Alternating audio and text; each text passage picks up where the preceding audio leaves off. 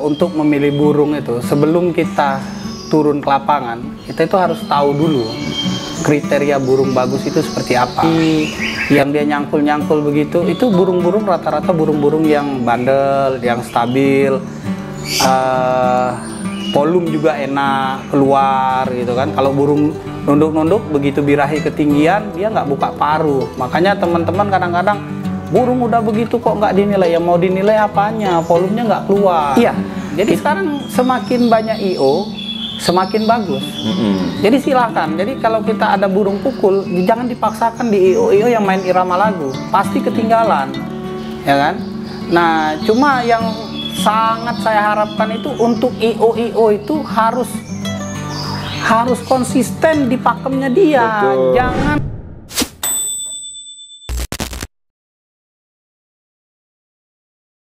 Bismillahirrahmanirrahim. Assalamualaikum warahmatullahi wabarakatuh. Bertemu lagi dengan saya Jaka Sarjana Murai. Kebetulan hari ini kita akan mencoba berbagi bersama kicauannya seluruh Nusantara bagaimana caranya tips menjadi pemain yang cerdas, pintar di lapangan seperti itu. Nah, hari ini saya bersama dengan narasumber yang tepat karena memang saya rasa narasumber ini saya pelajari figurnya di lapangan cukup sopan, santun, begitu, nggak banyak ngomong lah, intinya lihat burung dia, lihat burung sekitarnya. Ya kalau masalah kalah dan menang itu merupakan suatu hoki. Nah untuk itu saya sekarang bersama dengan siapa nih Pak?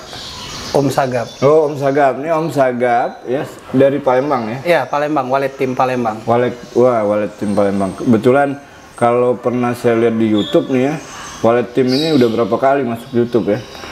Iya kebenaran. Ada beberapa YouTube Lampung, Medan, Palembang juga sering. Sering ya. Di Press Cup pernah juga ya? Press Cup pernah. Nah ini teman-teman, ini salah satu contoh kalau bagi saya nih, ini salah satu idola saya. Menjadi seorang pemain yang cerdas, sopan, dan sangat bersahabat intinya gitu dengan teman-teman di sekitarnya. Nah ini untuk itu Om, saya pengen tanya nih masalah caranya, bukan berarti saya harus menjadi Om gitu kan, maksud saya biar kita menjadi pemain cerdas dalam memilih burung, terus udah gitu juga dalam mengamati burung di lapangan gitu. Oh iya, kalau ke saya pribadi ya, jadi ke saya pribadi itu untuk memilih burung itu, sebelum kita turun ke lapangan, kita itu harus tahu dulu kriteria burung bagus itu seperti apa. Jadi kalau kita belum pernah ke lapangan, belum mengerti burung apa yang kita cari, sebagusnya beli burung seadanya dulu buat cuma bersosialisasi ke lapangan. Jangan terlalu berambisi beli burung mahal karena katanya teman begini, karena katanya itu begitu. Nggak usah, karena di dalam dunia apapun yang namanya hobi ini menghasilkan uang. Jadi ada beberapa orang yang hidupnya dari transaksi di dalam suatu komunitas. Nah, yang kadang-kadang mereka ini keluar dari koridor yang sebenarnya, yang penting menghasilkan uang, akhirnya memblow up kualitas yang sebenarnya belum sampai ke situ. Nah, untuk pemain-pemain burung pemula yang belum mengerti, kadang-kadang kan termakan. Nah, kalau saya pribadi, seharusnya pemain-pemain pemula itu beli burung seadanya dulu, jangan yang mahal, yang penting ke lapangan dulu, nanti lihat di lapangan. Oh, begini kriteria burung yang sebenarnya dibutuhkan gitu. Gitu aja. Itu dalam pemilihan burung ya. Jadi dalam cara kita biar kita ingin terjun ke dunia hobi. Jadi intinya jangan nafsu gitu Mas. Iya, jadi kita harus punya ilmunya dulu. Minimal dasar-dasarnya dulu lah. Seperti apa kriteria yang diminta oleh IO itu. Nah, jadi nanti ke situ. Nah, setelah kita punya burung sendiri kan, kita tahulah cara merawatnya gitu kan. Nah, nanti dari situ baru kita bisa menentukan pilihan burung. Kalau saya pribadi, ini balik ke saya pribadi ya. Jadi kalau saya beli burung itu, saya udah tahu kriteria yang saya cari. Saya suka burung itu yang roll tembak. Jadi dia 60-40. Main, saya pribadi kurang suka yang sujud-sujud, lebih suka yang sifatnya berdiri atau dia apa ya, nyangkul-nyangkul satu kali begitu daripada yang sujud. Karena jujur burung-burung sujud itu umumnya birahi tinggi, butuh perhatian ekstra. Burungnya enak, untuk burung-burung sujud itu burung-burung enak yang biasanya istimewa, cuma perawatannya memang ekstra. Bagi saya nggak bisa pegang karena pagi sudah harus ke pasar cari uang ya, kita harus ada kehidupan yang kita harus tanggung keluarga kan. Nah untuk burung-burung yang berdiri, yang dia nyangkul-nyangkul begitu, itu burung-burung rata-rata burung-burung yang bandel, yang stabil, volume juga enak keluar gitu kan. Kalau burung nunduk-nunduk begitu birahi ketinggian, dia nggak buka paruh. Makanya teman-teman kadang-kadang burung udah begitu kok nggak dinilai, ya mau dinilai apanya, volumenya nggak keluar. Kita lihat dari luar oke, tapi kan volume nggak keluar gitu kan. Makanya balik-balik tadi, jadi kita harus tahu burung yang dibutuhkan IO, kita tahu dulu kemampuan kita sesuaikan dengan karakter burung yang bakal kita rawat. Nah, untuk mengetahui itu memang ya kita butuh ilmunya. Jadi burung-burung yang berdiri terus nyangkul-nyangkul itu biasanya volume tembus gitu kan. Nah, kalau untuk yang nyangkul-nyangkul dia rapat tapi pukulan kurang panjang. Kalau yang berdiri sombong-sombong itu dia roll, tembakan tetap kedengeran. Cuma ya itu tadi, kadang-kadang lewat dari pantauan juri karena gaya memang nggak terlalu ekstrim.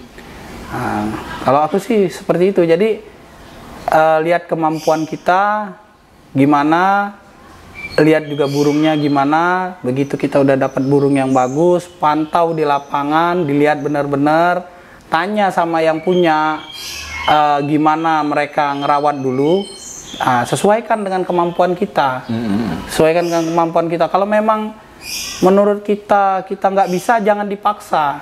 Karena nanti burung yang bagus banyak kan itu di lapangan. Banyak. Orang beli, tahu-tahu pindah tangan nggak jalan. Bukan karena cuaca, karena memang perpindahan perawat itu, gaya keperawatan burung itu susah. Nah, satu lagi yang perlu dicamkan sama pemain, kalau aku jujur bukan kita mengecilkan perawat ya enggak, tapi burungnya harus bagus dulu baru bisa dia juara. Kalau burungnya nggak bagus, mau perawatnya sehebat apapun, mau rawatannya sebagus apapun, nggak bakal dia bisa jadi istimewa dan nggak bakal dia bisa jadi unggul. Kenapa? Itu yang membuat harga burung di lapangan selalu tinggi sampai sekarang. Iya betul. Tapi burung bagus dan tidak dibarengin dengan rawatan yang bagus, biasanya juga performa turun. Makanya burung dulu harus bagus, rawatan harus bagus, perawat juga harus punya ilmu. 3 itu harus dipegang. Kenapa kadang-kadang orang tanya kan, setiap saya turun kok juara, setiap turun kok juara? Karena kalau saya pribadi sih menurunkan burung itu bukan karena saya pengen main, karena memang burungnya siap. Jadi aku kan rawat burung sendiri semua, nggak pakai joki. Jadi burung semua di rumah. Karakternya dia kita tahu lah. Kalau dia sedikit naik birahinya atau sedikit naik emosinya kita tahu. Kalau dia turun juga kita tahu. Nah, dalam kondisi-kondisi terganggu seperti itu, aku nggak pernah turunkan burung. Jadi ngerawat sendiri nih burung? Iya, semua aku rawat sendiri. Jadi ya, saya mau nanya nih, sekarang kalau dulu mungkin banyak ya burungnya ya. Kalau sekarang kayaknya tinggal berapa tuh burung itu? Kalau burung sekarang cuma ada 4. 1 di Aldi aku taruh karena aku cuma bisa rawat 2. 1 di sini Casper, 1 di rumah depan Tengil. Nah, 1 lagi Pangeran Sagu tuh masih trotol di atas. Oh ada ya, ada simpenan berarti ya. Itu ada tranya tuh yang Pangeran Sagu tuh. Enggak, ini punya teman aja, punya temen Nopan Mbak yang di Aceh. Dia banyak cetak burung-burung bagus ya. Jadi aku ada komunikasi, dia kirim, itu dikasih sama dia, dikasih aja free. Karena jujur aja aku lihat sekarang kelas murai muda ini luar biasa, rame dan apa ya, kalau kita ngobrol tuh iri loh. Setiap minggu itu yang juara ganti-gantian dan memang sesuai kualitas. Betul. Jadi persaingan di kelas murai muda ini malah menurut saya lebih seru daripada murai-murai dewasa gitu kan. Makanya pengen lah main murai muda gitu kan. Nah, cuma kan permasalahannya main murai muda ini tetap kita ngobrol tuh seberapa sih umur muda ini nggak tahu. Makanya udahlah, kalau memang mau main murai muda berarti ambil dari trotol ya kan. Nah, tapi jujur bagi pemain-pemain pemula yang bukan penghobi, aku sendiri nggak menyarankan itu. Karena gimana ya, kita pelihara dari trotol ini kalau nggak ada ilmunya pasti rusak. Ya, udah gitu rugi waktu. Gitu. Rugi waktu banyak. Jadi kalau untuk pemula tetap disarankan ambil yang sudah juara-juara di Latbaran dulu satu, harga jangan terlalu mahal. Nah itu tadi, main dulu, main sampai nanti bergaul kan, dapat ilmunya, udah mulai ngerti begini, kumpulin uangnya beli. Karena main khusus murai ya, nggak bisa yang nafsu ada bagus beli, karena murai ini aku tetap percaya burung teritori. Jadi kalau bisa satu rumah satu burung, kalau enggak agak sulit gitu menurut aku pribadi ya. Nah itu masalah pemilihan burung ya bosnya tadi ya. Nah ini masalah lain. Saya lihat gini, ketika kita sudah punya burung yang sesuai dengan harapan tadi, dirawat bagus, burung juga sudah bagus ya kan.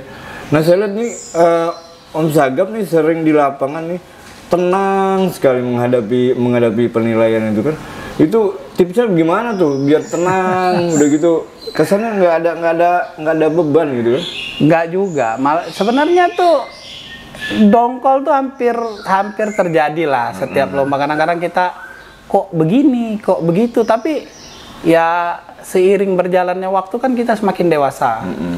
Jadi sekarang orientasi aku ke lapangan itu sudah gesernya tuh jauh, Om Jack. Jadi nggak kayak dulu lagi. Kalau dulu ke lapangan itu harus juara. Kalau sekarang orientasi aku ke lapangan itu aku pengen lihat burung itu kerja optimal. Begitu dia kerja optimal, udah urusan selesai. Batas itu aja dulu. Kalau dulu nggak begitu optimal, aku harus maksa itu burung harus juara. Akibatnya apa? Sering kecewa kan. Nah takutnya nanti malah terlampiaskan untuk hal-hal yang kurang bagus lah ya, kurang baik kemana aja. Makanya aku sekarang mikirnya ya udahlah, kita perawat burung, tugas kita bikin burung kita top form. Begitu burung kita udah top form, kita udah lihat musuh-musuhnya, ya kalau nanti ternyata belum juara berarti belum hoki aja gitu kan. Tapi jadi Om Sagap itu di lapangan itu bukan hanya melihat burung sendiri ya, jadi ngebandingin juga nih. Iya, jadi gini, kalau menurut aku tuh kalau udah di lapangan tuh kita ngobrol nggak lagi sebagai penghobi tapi sebagai petarung ya. Iya. Jadi kalau sebagai petarung itu memang 90% itu yang kita harus perhatikan lawan. Kalau burung kita ngapain lagi kita perhatikan? Kita 10%. Begitu burung naik, burung kerja, kita tahu udah karakter burung kita. Kalau dia udah kerja, pasti dia ngedur sampai akhir. Burung udah kerja, udah jangan dilihat lagi, lihat aja burung musuh. Siapa dicatat, tampil sekali-sekali dilirik burung kita masih kerja nggak, masih kerja, oke. Burung kita udah tahu buangannya apa, karakter mainnya gimana. Tinggal kita banding-banding. Oh ini burung ini begini, oh burung ini begini. Kalahnya kita di mana, kalahnya mereka di mana. Terus kita sesuaikan dengan pakem IO itu. Nah, pakem IO-nya lebih menguntungkan kita atau lebih menguntungkan ke lawan-lawan kita. Kalau memang lebih menguntungkan ke lawan-lawan kita, sebagus-bagus apapun burung kita harus akui bahwa burung mereka nanti yang bakal juara. Karena sesuai dengan pakem yang ada. Betul. Bukan apa ya, kalau kita ngobrol, bukan karena ada apa-apanya. Sering kan terjadi di lapangan, itu burung nembak sekali, ngetemnya panjang, kok bisa juara, durasinya kemana. Memang ada beberapa IO yang mereka lebih ke arah tembakan. Iya, lebih mengapresiasi pukulan itu. Mereka ngomong lagunya tuntas. Kalau dulu itu kan kita ngomongnya irama lagu. Benar. Kalau pukulannya tuntas, lagunya tuntas itu bukan irama lagu. Irama lagu itu cara burung mengalirkan lagu. Lagu-lagu kecil diselingi dengan tonjolan-tonjolan yang kita mengerti seperti itu. Itu dulu. Sekarang kan kebanyakan IO sudah mainnya pukulan. Panjang keras, lama gitu kan. Jadi kalau yang kita main IO-nya di seperti itu, burung kita menang durasi, menang apa namanya variasi lagu, belum tentu kita menang. Jadi Om Sagap ini update juga ya. Jadi maksudnya gini, update itu kalau dulu nih, ini pengalaman saya nih ketika saya main burung dulu, itu dulu mainnya kayak balik lagi ke zaman dulu sekarang nih. Iya, benar. Sempat saya jadi juri, saya ngutamain ngerol nembak nih. Udah gitu sekarang udah bergeser lagi menjadi balik ke zaman dulu, mencari pukulan. Jadi Om Sagap update juga di situ ya. Iya, benar. Jadi kalau misalnya Om Sagap lebih hobi ke rollback, jadi zaman sekarang ini pilih-pilih IO seperti itu. Iya, jadi sekarang semakin banyak IO, semakin bagus. Jadi silahkan. Jadi kalau kita ada burung pukul, jangan dipaksakan di IO yang main irama lagu, pasti ketinggalan, ya kan? Nah, cuma yang sangat saya harapkan itu untuk IO itu harus konsisten di pakemnya dia. Betul. Jangan ikut-ikutan gitu kan. Suka berapa kali aku perhatikan ada beberapa IO itu seolah-olah mengakomodir semua kepentingan pemain. Jadi begitu sekarang kan ngetrennya burung pukul nih. Mereka yang dulu mengutamakan irama lagu pindah jadinya ke burung pukul. Nah, yang dirugikan siapa? Kami pemain. Betul. Misalnya begini, ini mohon maaf kalau saya motong.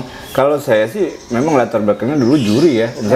Kenal, makanya itu. Awalnya memang seluruh daripada IO itu menganut pada satu pakem ya, pakem kicau yang dibuat sejarah oleh kawan-kawan PBI seperti itu. Terus berkembang menjadi BNR, ada IO lain yang terus pecah-pecahan dari situ. Nah, di situ makanya kadang-kadang memang mereka masih mengadopsi pakem itu. Cuma kadang sayangnya ada beberapa juri yang masih dengan selera gitu. Nah, saya takutnya di situ sebenarnya. Tapi memang sekarang udah kembali ke zaman dulu, jadi update. Jadi sekarang ini banyak yang dicari yang punya tonjolan-tonjolan. Iya, tapi sebenarnya Om Sagap, kalau saya boleh lurusin, kalau memang saya dulu mantan juri ya, memang konteksnya tetap harus rollback. Di semua IO, karena saya ini sudah masuk semua nih, karena BNR saya sudah, terus bergabung sama PBI, walaupun saya bukan anggota PBI, tapi saya pernah gabung sama teman-teman, tugas bareng sudah gitu juga pernah tugas di Raja ya, di Raja Wali gitu.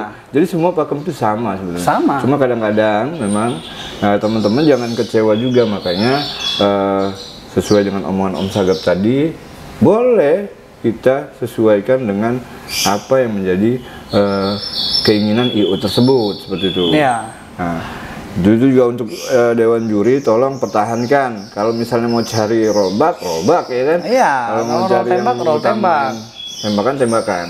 Karena ini bukan saya ngomong masalah nasional sebetulnya, karena di beberapa daerah seperti itu. Gitu. Yang jadi sering kalau kita jadi pertanyaan itu kan karena perubahan itu. Jadi kalau aku pernah main di Masterpiece di Lampung, burung kita nggak terbendung, tapi cuma dapat 3. Yang dapat juara 2 itu cuma lontar 2 lagu. Dia tembak lobat dan cililin, cuma 2 lagu, tapi panjang, keras dan lama. Jeda ya, kalau burung pukul ya kita tahu lah ada spasi ya. Nah, kalau kita pikir kok burung begini dengan burung kita yang lontar 10 lagu dengan rapat, kok burung kita kalah. Tapi begitu burung turun udah selesai, aku lihat begitu kelas berikutnya yang masuk juga yang begitu-begitu. Jadi kalau kita ngobrol di Masterpiece, mereka memang kalau aku lihat sih lebih ke tonjolan. Kalau kalimat mereka tonjolan. Kalau kasarnya kita pemain tembakan, nggak ada urusan. mau diperhalus seperti apapun ya tembakan. Jadi makanya seperti burung SS, ya kan, sering juara-juara di Masterpiece karena memang tembakannya enak gitu kan. Nah, jadi kayak Minion, kenapa nggak bisa satu? Kan sering cuma 2, 3 burung kita lihat kayak robot, nggak ada jeda ya kan. Karena itu tadi, menurut mereka lagunya kurang tuntas. Betul. Karena pendek-pendek. Ya karena burung itu roll. Dia gonta-ganti lagu, dia ganti lagu itu enak kali kan kita dengernya. Cuma ya I.O itu nggak mengakomodir itu. Nah, dan semua I.O sekarang begitu. Jadi itu tadi teman-teman tips dari Om Sagap untuk menjadi pemain yang cerdas dan pintar di lapangan, bersikap baik, sopan, menjaga silaturahmi walaupun ini sifatnya kompetisi ya Om ya.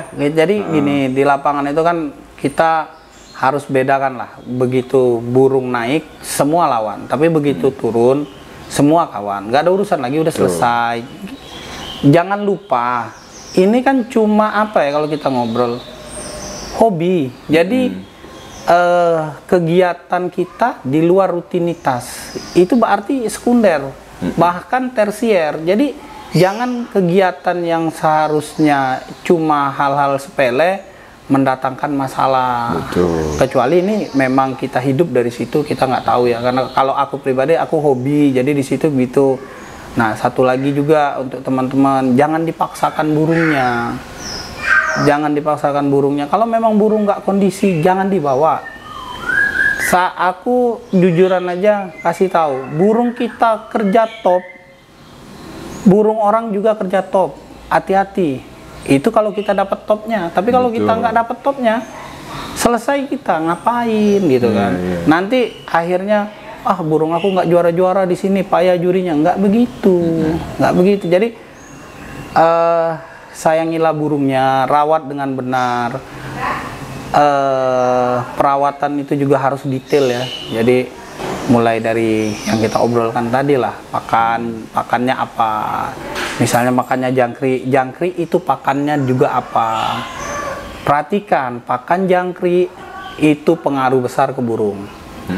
Jadi jangan sembarang. Kadang-kadang orang kasih aja daun ubi, nanti ketemu jagung kasih jagung, nanti ketemu apel kasih apel, nanti ketemu apa kates atau pepaya kasih pepaya. Itu beda. Jadi buah-buah dingin itu dengan buah-buah yang hangat beda efeknya ke burung. Hati-hati. Jadi itu kadang-kadang orang kok burung saya nggak stabil ya, begini-begini. Perhatikan pakannya juga. Jadi pembicaraan ini kok sama ya dengan yang kemarin itu. Iya, makanya aku ada Bang Jack bikin itu ya. Jadi aku ngomong ini benar. Itu bukan cuma itu Bang Jack. Jadi gini, kalau kita ngobrol perawatan burung, kita ngobrol pakan jangkrik. Dia makan jangkrik. Kalau aku ya jangkrik, kroto, ulat Hongkong.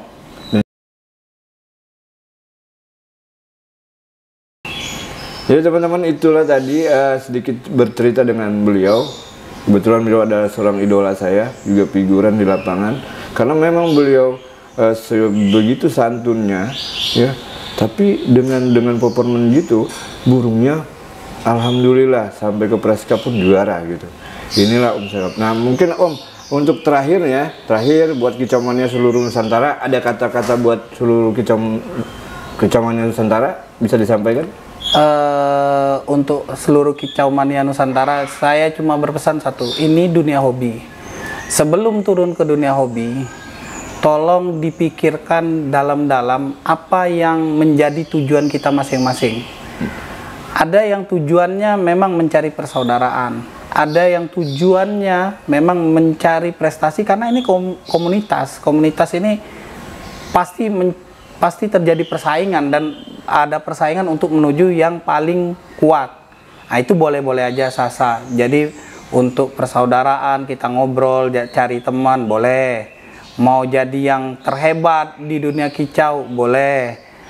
Mau dijadikan ajang untuk cari uang juga boleh. Silahkan tentukan sendiri prioritasnya dalam dunia hobi ini, tapi dengan satu koridor yang benar. Jadi Kalau kita mau mencari pertemanan, carilah pertemanan yang benar. Kalau kita mau cari prestasi, carilah prestasi dengan cara-cara yang benar. Kalau kita mau cari uang di dunia kicau ini, ya carilah uang dengan cara yang benar. Gitu aja, jangan semua dihantam gitu ya. Untuk pemula itu tadi mesti banyak sabar. Ada beberapa pemula yang emang langsung melejit, tapi nggak semua, cuma 1-2% yang seperti itu. Jadi sabar-sabar, jangan sampai nanti uang sudah habis banyak tapi burung belum juga dapat yang bagus. Terus belajarlah, ambil yang baiknya dari teman-teman, karena nggak semua yang baik menurut dia cocok untuk kita. Pelajar yang baik, itu aja. Oh, itu tadi ya kawan-kawan, itu pesan dari Om Sagap sebagai idola saya lah, istilahnya idola saya di Kicau Mania ini. Mungkin ada benarnya untuk kita secara pribadi atau secara masing-masing teman-teman untuk memilah-milih mana yang harus tepat gitu tujuan kita main burung, tapi intinya tetap harus jaga persaudaraan, seperti itu ya Om ya? Iya benar, ya, jadi itulah tadi dari kami ya. Terima kasih pada seluruh Kicau Mania yang sudah menyaksikan di channel ini. Jangan lupa tonton, subscribe, komen di channel Julian Ozil. Terima kasih. Assalamualaikum warahmatullahi wabarakatuh. Assalamualaikum.